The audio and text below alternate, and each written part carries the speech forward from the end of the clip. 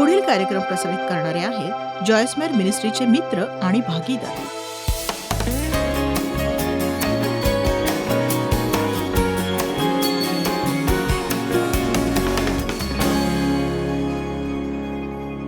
स्तोत्रसंहिता 27:4 म्हणते, एक गोष्ट जी मी प्रभूकडे मागितली आहे, ज्याच्या प्राप्तीसाठी मी झटेन. झटणं हा महत्वाचा शब्द आहे. आपल्या सर्व शक्तीनिशी झटून पाठलाग करणं. सध्या तुम्ही कशासाठी झटत आहात? तुम्ही देवासाठी झटता आहात का, की देवाशी तुमचं नातं म्हणजे फक्त एक औपचारिकताच आहे? तुमच्या जीवनात त्याचं मुख्य स्थान आहे, की तो तुमच्या जीवनात नावालाच आहे? तो फक्त रविवार सकाळपुरता आहे, की तो तुमच्या सोमवार, मंगळवार, बुधवार, गुरुवार, शुक्रवार, शनिवार आणि रविवार आणि पुन्हा सोमवार, मंगळवारमध्येही आहे? तुमच्या जीवनातल्या काही गोष्टींमध्येच तुम्ही त्याला स्थान दिलंय, की तुमचं सगळं जीवन त्याच्यासाठी उघडं आहे? तुमचा पैसा त्याच्यासाठी आहे का? तुमच्या मनोरंजनात त्याचा हस्तक्षेप चालतो का? तुम्ही त्याला तुमच्या मित्रांच्या बाबतीत बोलण्याची मुभा दिली आहे का? तुमच्या बोलण्यात किंवा तुमच्या विचारात किंवा तुमच्या वेशभूषेतही देव आहे का? बघा, आपण देवाला आपल्या जीवनातल्या प्रत्येक क्षेत्रात सहभागी करून घ्यायला हवं. यामुळे देवाशी आपलं जवळचं नातं विकसित होतं आणि देवाशी सहभागिता दृढ होत जाते. हे किती उत्साहित करणारं आहे हे तुम्ही समजून घ्या, की जर मी म्हटलं की एखाद्या लोकप्रिय आणि तुम्हाला आवडणाऱ्या व्यक्तीशी जवळचं नातं जोडायला तुम्हाला कसं वाटेल, तर तुम्ही अत्यानंदाने वेडे व्हाल. बघा, मी इतकी महत्वाची नसतानाही माझी स्वाक्षरी घेण्यासाठी लोक 3 तास रांगेत उभे राहायला तयार असतात आणि सही मिळवण्यासाठी हे करतात. ते बघा, माझ्यासोबत फोटो काढण्यासाठी, हात मिळवण्यासाठी. आणि मी हे कधीच केलं नसतं, नक्कीच. पण लोकांना जेव्हा तुम्ही मदत करता तेव्हा ते तुमच्यावर प्रीती करतात. आणि बघा, जर एखाद्या व्यक्तीसाठी लोक असं करतात, तर देवासाठी काय करायला हवं? म्हणजे देवाबरोबर वेळ घालवण्यासाठी कोणी रांगेत उभं राहिलंय का कधी? चांगली बातमी ही की त्याला आपल्याशी जवळीक साधायची आहे. जवळीक. देवाला भेटण्यासाठी आपल्याला चर्च नावाच्या सुंदर इमारतीत जाण्याची गरज नाहीये. तो तुमच्या अंतःकरणात राहतो, म्हणून तुम्ही कधीही आणि केव्हाही त्याच्यासोबत असू शकता. आणि त्याला तुमची जवळीक हवीच आहे. त्याला ती महत्वाची वाटते. प्रभूकडे मी एक वरदान मागितलं. त्याच्या प्राप्तीसाठी मी झटेन ते हे, की आयुष्यभर परमेश्वराच्या घरात माझी वस्ती व्हावी आणि मी त्याचे मनोहर रूप पहावे. देवाच्या उपस्थितीपेक्षा अद्भुत असं दुसरं काहीच नाही. त्यामुळेच मला सभांमधलं हे वातावरण फार आवडतं, कारण इथे असं वाटतं जसं आपण प्रभूमध्ये मुरतोय. इथे देवाच्या उपस्थितीचा अनुभव येतो. तुमच्यापैकी किती जण सांगतील इथल्या वातावरणात, तुमच्या कामातल्या तणावपूर्ण वातावरणात काय फरक येते सांगा? इथे तुम्हाला तणाव जाणवत नाही. इथे स्वातंत्र्य आहे. जिथे देवाचा आत्मा असतो तिथे स्वातंत्र्य हे असतंच. पण स्तोत्रसंहिता 27 मधलं हे वचन आणि यासारखी इतर वचनं आपल्याला सांगतात की जेव्हा आपलं देवासोबत जवळचं नातं असतं तेव्हा देव आपल्या लढाया लढतो. कारण पुढचं वचन सांगतं, आता सभोवतालच्या माझ्या वैऱ्यांपुढे माझे मस्तक उन्नत होईल. देवाचा मी माझ्या संपूर्ण अंतःकरणाने झटून शोध घेतल्यानंतर मी एका गोष्टीची इच्छा धरली, ती ही की मी देवाच्या उपस्थितीत सदैव राहावं आणि मग माझं मस्तक उन्नत होईल. कुठे? माझ्या सर्व वैऱ्यांवर. जेव्हा आपल्याला कळतं की देव आपल्यावर प्रीती करतो तेव्हा आपण महाविजयी ठरतो आणि आपण देवाच्या सहभागितेत आणि प्रीतीत राहायलाच हवं. आज मी तुम्हाला संदेश देणारे युद्ध देवाचा या विषयावर दुसरा इतिहास अध्याय 20 बघू. आपण जाऊया दुसरा इतिहास अध्याय 20. मला खात्री आज आपल्यातील प्रत्येकाला विश्वासाने असं बोलायला आवडेल की धन्यवाद प्रभू, कारण मला आणखी लढावं लागणार नाही. देवाने ताबा घेतलाय. मी माझ्या जीवनाचा आनंद लुटेन, कारण तू माझ्यासाठी लढतोयस. कुणी आमेन म्हणणार आहे का?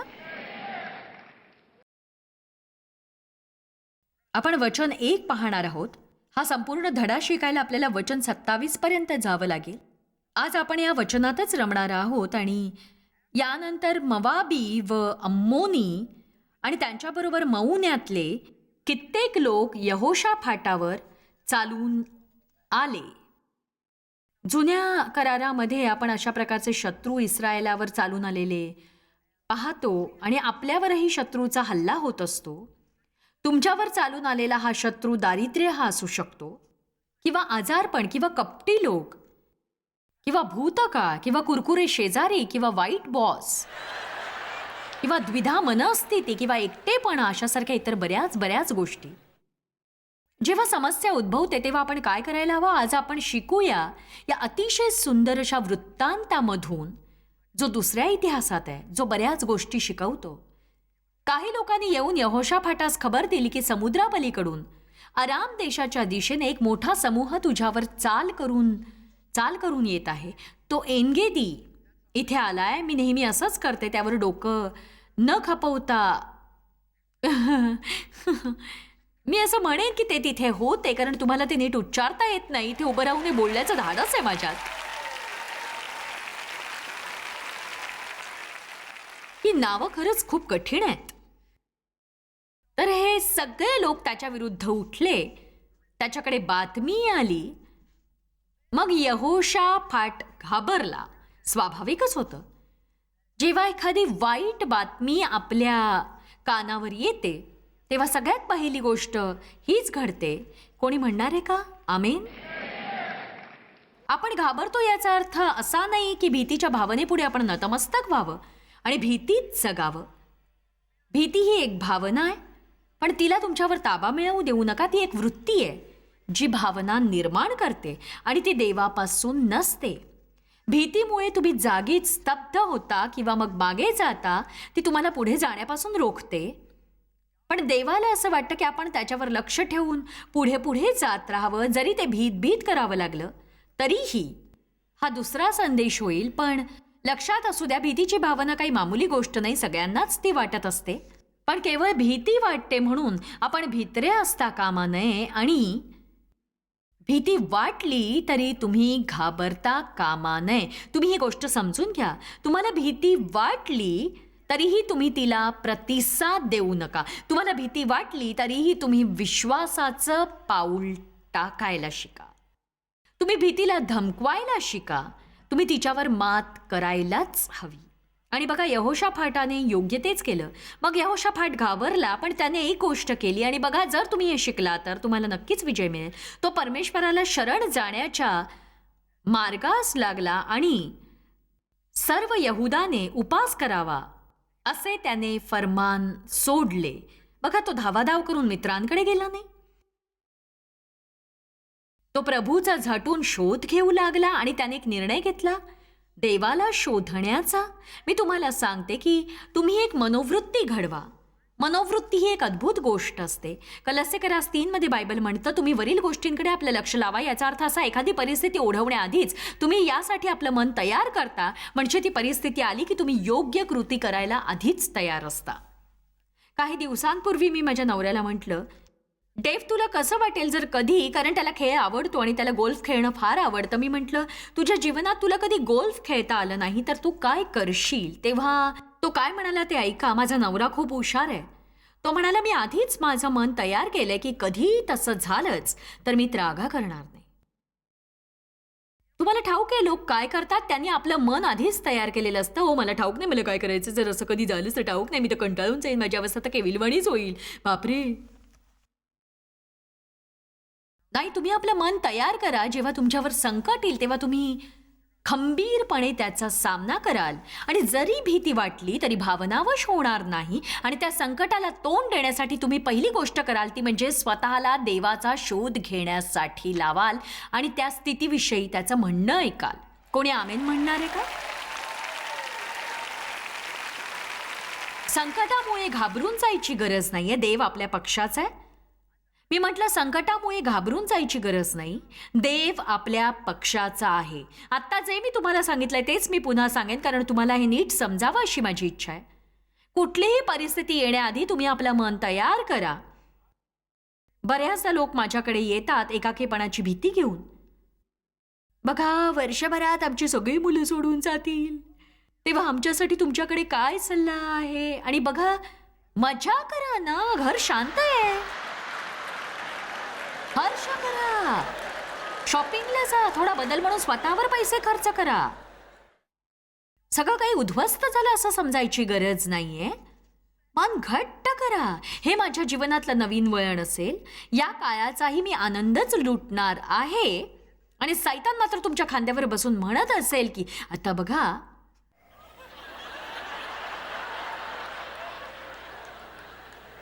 हे नेहमी असंच घडतं. मुलं तुम्हाला सोडून जातात तेव्हा तुम्ही खिन्न होता. तुम्ही त्यांच्यासाठी आपलं जीवन खर्च केलेलं असतं आणि ते तुम्हाला सोडून जातात. एकाचं लग्न होतं, एक जण कॉलेजला जातो.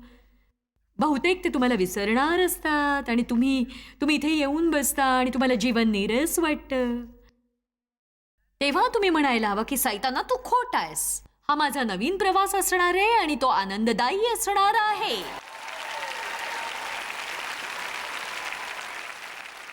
तुम्ही कोणत्याही गोष्टीसाठी मन घट्ट करू शकता. तुम्ही विजयासाठी किंवा पराजयासाठीही आपलं मन तयार करू शकता. आणि मी तुम्हाला सांगू शकते, तुम्ही आपलं मन चांगलं तयार करा. देवासोबत वेळ घालवण्याचा हा भाग आहे. देवासोबत वेळ घालवताना चांगल्या गोष्टी करा.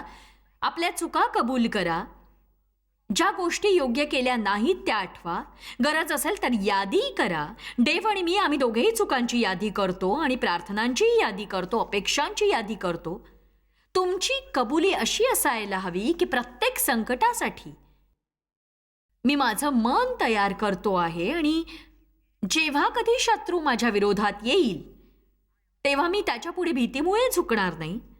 संकटाच्या वेळी माझी पहिली प्रतिक्रिया असेल देवाचा शोध घेणं, कारण देवाजवळ आपल्या प्रत्येक परिस्थितीसाठी ठोस उत्तर असतं जर ते जाणून घ्यायची इच्छा असेल. आमेन. तुम्ही आपलं सगळं लक्ष देवाकडे लावा. एक महत्वाची गरज समजून त्याने हे केलं आणि मला हे आवडतं. जेव्हा तुम्ही दवाखान्यात जाता बघा, तेव्हा सगळ्यात आधी तुमच्या महत्वाच्या लक्षणांची तपासणी होते. त्यावरून खात्री पटते तुम्ही मरणाच्या जवळ आला नाहीत. विस्तारित मध्ये याचा वारंवार उपयोग केलाय. अत्यंत महत्वाची गरज समजून आपण देवाचा शोध घ्यायला हवा, कारण आपण देवापासून जर ऐकलं नाही तर आपली समस्या सुटणारच नाही. कधीही नाही, कधीही. यहुदी लोक परमेश्वराचे सहाय्य मागण्यासाठी एकवट झाले. यहुदाच्या सर्व नगरातून ते परमेश्वराचा धावा करण्यास आले. त्याची मनधरणी करण्यासाठी ते एकत्र जमले. ते फक्त एवढंच म्हणाले नाही, देवा मला मदत कर. ते अगदी काकुळतीने करत होते. त्यांना तीव्र इच्छा होती. देवाचं मुख पाहण्यासाठी ते झटत होते पूर्ण इच्छेने. मला आठवतं एकदा कुणीतरी माझ्या भावना चांगल्याच दुखावल्या होत्या आणि मी त्यांना क्षमा करण्याची गरज होती. मला देवाच्या वचनाशी पुरेशी जाण होती, पुरेसा अनुभव होता. जर मी अक्षमाशीलतेतच राहिले तर माझं जीवन विषारी होऊन जाईल. त्यामुळे तुमची अवस्था दयनीय होते. तुरुंगातल्या व्यक्तीसारखी तुमच्या मनात कुणाविरुद्ध जर काही असेल तर ते वेदनादायक असतं. किती जण याच्याशी सहमत आहेत की ते वेदनादायक असतं आणि सूड उगवणंही आपल्या हिताचं नसतं. देव आपला सूड उगवणार आहे. आपण त्याच्यावर विश्वास ठेवावा. तो सगळं काही चांगलं घडवून आणतो. पण कित्येकदा त्याला वाटतं आपल्या अपेक्षेपेक्षा अधिक वेळ लागतो. देवाला वाटतं की आपण लोकांसाठी प्रार्थना करावी, त्यांनी आशीर्वादित व्हावं आणि त्यांना देवापासून प्रकटीकरण मिळावं. देवाने त्यांच्याशी बोलावं आणि त्यांनी काय करायला हवं ते त्यांना दाखवून द्यावं. तुमचं जे काही चुकलं ते देवाला विचारा, कारण बऱ्याचदा आपण फक्त इतरांच्याच चुका बघत राहतो. आपण प्रार्थनाच नव्हे तर क्षमाही करायला हवी आणि क्षमा करण्याचा निश्चय करायला हवा. लोकांविषयी वाईट बोलणं सोडून द्यायला हवं. त्यांच्यासाठी प्रार्थना करा म्हणजे तुमचं दुखावलेलं मन सुखावेल. बघा, मी रागात होते आणि क्षमा करणं गरजेचं आहे ठाऊक असतानाही मी ती करत नव्हते आणि देव त्याच्या आज्ञेप्रमाणे सगळं काही करायला तुम्हाला शक्ती देईल जर तुम्ही त्याच्याकडे जाऊन काय काय करायचं ते कळेपर्यंत स्थिर राहिला तर. मग मी खोलीत गेले तेव्हा आमचं जे घर होतं तिथल्या खोलीत, आता आम्ही त्या घरी राहत नाही. मला आठवतं की मी माझं बायबल घेतलं, मी खाली जमिनीवर बसले आणि म्हटलं, प्रभू मला आजचा दिवस रागात घालवायचा नाहीये. मी देववर सतत चिडायचे कारण मला वाटायचं की तो घरामध्ये असेल आणि जर तो घरामध्ये असला तर मी माझी मनस्थिती ठीक ठेवायलाच हवी, नाहीतर मग तो लगेच ओळखेल की माझं काहीतरी बिनसलंय. आणि मला रात्रभर माझ्या खोलीत कोंडून राहायचं नव्हतं. मला आशेचा किरण हवा होता. म्हणून मी खाली जमिनीवर बसले आणि म्हटलं की मी इथून जाणार नाही जोवर तुम्हाला देवशी बोलण्यासाठी कृपा पुरवत नाहीस, तोवर मी इथून जाणार नाही. बघा, फक्त रागावरची काही वचनं वाचा, क्षमाशीलतेवरची काही वचनं वाचा. चला, आता वचनातलं सामर्थ्य तुम्हाला मुक्त करील. आपण हे केलं तर आपल्या पदरी निराशा येणार नाही. कारण आपण काय करतो, आपण कुणाला तरी फोन करून सांगतो आपण किती चिडलोत, आणि 3-4 लोकांना आपण हेच सांगतो, आणि मग त्या गोष्टीचे विचार आपण आपल्या मनात घोळवत बसतो, आणि मग सैतानाला जे सांगायचं असतं ते ऐकून आपलं मन सुखावतं. आणि बघा, ही काही पहिलीच वेळ नाही त्याने असं केलंय, आणि जर तू त्याला अशीच क्षमा केलीस तर त्याला वाटेल की हे चालू शकतं, तो वारंवार त्याच गोष्टी करत राहील वारंवार. अगदी बरोबर आहे. आणि मी आता खूपच वैतागलोय, आणि मी या खेपेस त्याला क्षमा करणारच नाही, अगदी शेवटची क्षमाही करणार नाही. तुम्हाला समजायला हवं सैतानाला कसं उत्तर द्यायचं. आमीन. किती जणांना ठाऊक आहे, सैतानाचे हस्तक तुमच्या अवतीभोवती घोटाळतच असतात. हा दयनीय दिसतोय. मी माझं मन तयार केलंय की जोवर देव मला सामर्थ्य देणार नाही तोवर मी त्याला सोडणार नाही. मी काही देवाचा थोडाफार शोध केला नाही. मी म्हणाले, क्षमा करायला मदत कर. मी याविषयी फार निग्रही होते. माझा ठाम निर्धार होता. मी माझ्या मताशी अगदी ठाम होते, आणि मला त्याचे रिझल्ट्स मिळालेच. आज कोणी माझं ऐकतंय का नीट? देव आपल्याशी कसं बोलत असतो, आपण त्याचा शोध घ्यायला लागल्यानंतर कसं समजायचं की त्याला काही सांगायचंय ते? इथे पहिली गोष्ट आहे की त्याने तुम्हाला विश्वासाची देणगी द्यायला हवी. बघा, देव आपल्या जीवनात जेव्हा एखादी गोष्ट करतो ती करण्यापूर्वी तो आपल्याला विश्वासाची देणगी देत असतो, आणि या वरदानामुळे देवाच्या कार्याकडे पाहण्याची आत्मिक दृष्टी आपल्याला प्राप्त होते, आणि आपण म्हणतो, मी हे हाताळू शकेन, मी हे करू शकेन. देवला आणि मला विश्वास आहे की आम्ही हे सेवा कार्य चालवू शकतो. जर मी तुम्हाला सांगितलं की हे सेवा कार्य चालवायला आम्हाला दर महिन्याला किती पैसे लागतात, तर तुमचा जबडा खांद्यापर्यंत वासेल. आहो,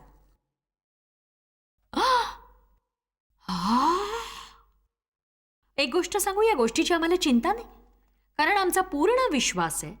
काही तणाव नाही, काही चिंता नाही. आम्ही हे करत आहोत कारण देवाची तशी इच्छा आहे. आम्ही ते करू नये असं त्याला वाटलं तर पैशांचा ओघ संपून जाईल, मी नातवांसाठी अंगाई गाईन. तुमच्या जीवनात काही घडावं म्हणून आटापिटा करायची गरज नाही, कारण देवाला तुमच्याकडून काही करून घ्यायचं असेल आणि तुम्ही विश्वासू असाल तर देव ते कसंही करणारच आहे.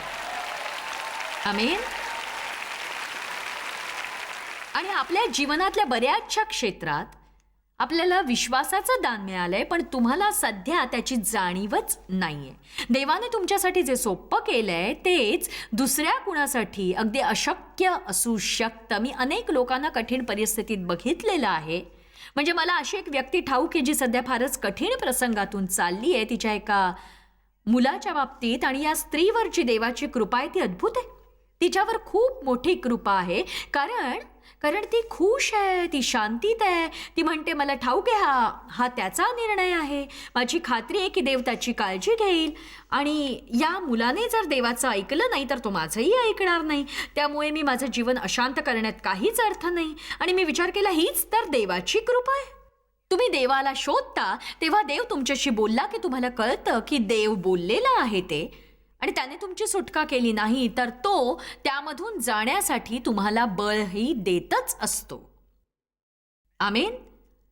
कित्येक लोक सध्या संकटातून जात असतील, पण देव त्यांचा विश्वास वाढविल. लोक मला नेहमीच म्हणतात, मला नाही समजत तू हे सगळं कसं करतेस, कसं काय जमतं तुला हे सगळं, कसं काय जमतं तुला. देवाच्या सहाय्याने काय करावं आणि काय नको ते देवाला विचारताच देवाची शांती येते. शांतीत चाला, ज्यात अशांती आहे ते करू नका. देव योग्य व्यक्तीकडून तुम्हाला योग्य मार्गदर्शन देईल, किंवा तो स्वतःच तुमच्यासाठी मोठं दार उघडेल. देवाने पाठवलेली दैवी मदत पाहायला मला खूप आवडतं, कारण तो योग्य वेळी योग्य व्यक्तीशी तुमची भेट घडवतो जो तुम्हाला अचूक मार्गदर्शन करू शकतो. आणि तो देव आहे. देवाला शोधलं की तो उत्तर देतो. आपण प्रार्थना केली की देव आपली दिशा आखतो. आपण कदाचित उजवीकडे वळणार असतो, पण काही कारणास्तव आपण अचानक डावीकडे वळतो, आणि देव अशा प्रसंगातून आपल्याला वाचवतो ज्याचे परिणाम खूपच गंभीर झाले असते. बघा, अनेकदा जेव्हा आपण प्रार्थना करतो तेव्हा देव अगदी आपल्या नकळत आपलं मार्गदर्शन करतो, आणि या दैवी मदतीची आपल्याला सवय असल्यामुळे आपल्याला तिच्या मोल आणि महत्वाची जाणीव होत नाही, जे खूप भयंकर आहे. प्रभूकडे एकदा मी कुरकुर करून म्हणाले की प्रभू तू त्या अद्भुत गोष्टी का करत नाहीयेस ज्या तू माझ्यासाठी करायचास जेव्हा मी तुझ्या मागे चालायला शिकले. असं वाटत होतं जसं माझ्यासाठी खूप अद्भुत गोष्टी घडतायत. तेव्हा देव काय म्हणाला होता ते मला आठवत आहे. जॉयस, मी पूर्वी जे काही केलं तेच मी आत्ताही करतोय, फक्त तुला आता त्याची सवय झाली.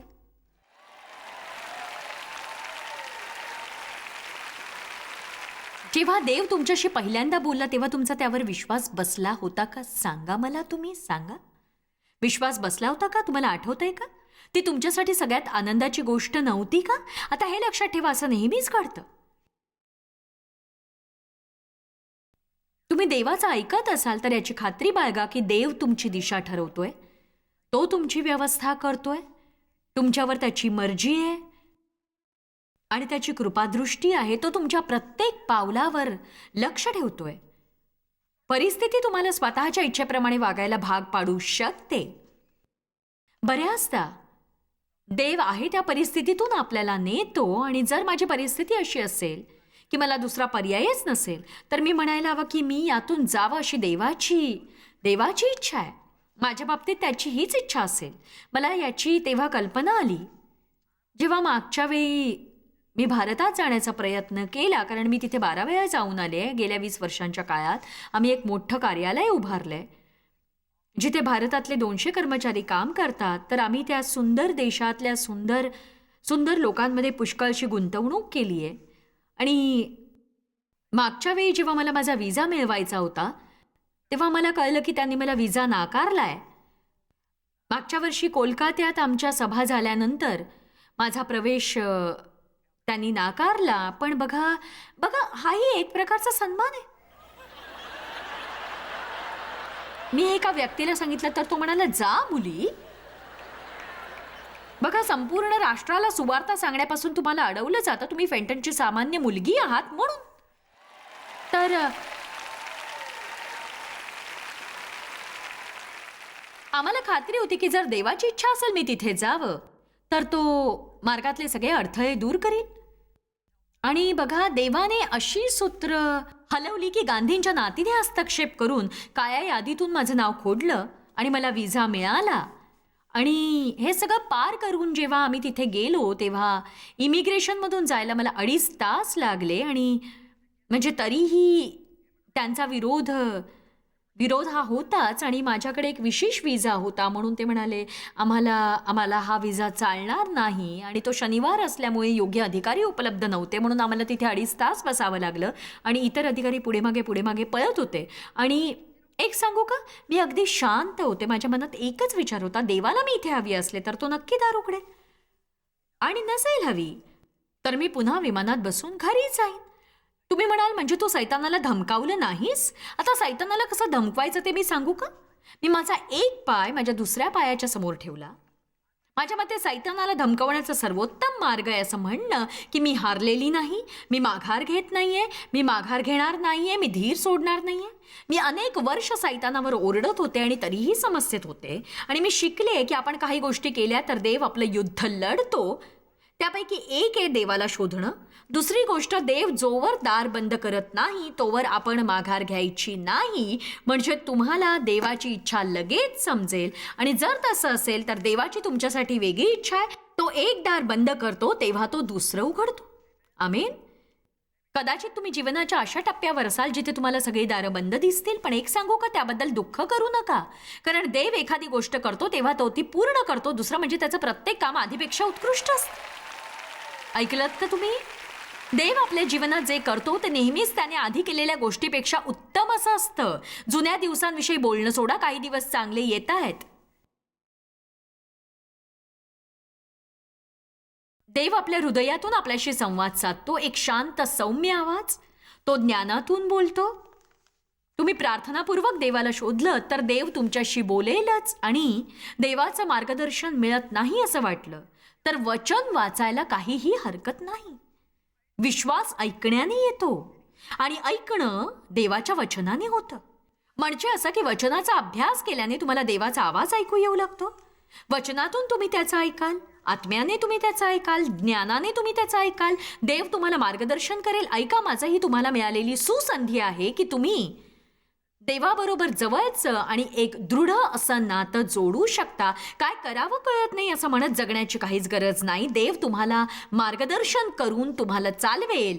मी तुमच्याशी बोलते, दुसऱ्या कोणाशी नव्हे.